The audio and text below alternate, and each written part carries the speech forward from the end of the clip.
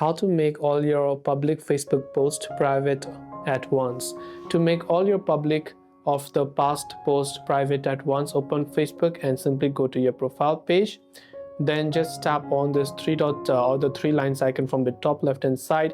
Go to settings and privacy, then go to privacy center.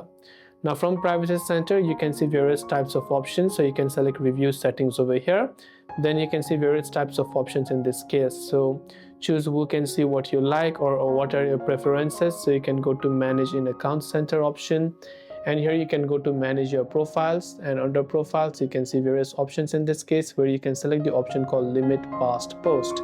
So even if I don't find it here, and let's say I simply go to settings and then I just go to this settings option right here, I can use a search tool at the top to select limit past post feature. So let me just go ahead and type in limit past post. So limit who can see past post, tap on this view option, and you'll be able to select this option called limit past post to be able to hide your old post to public or private.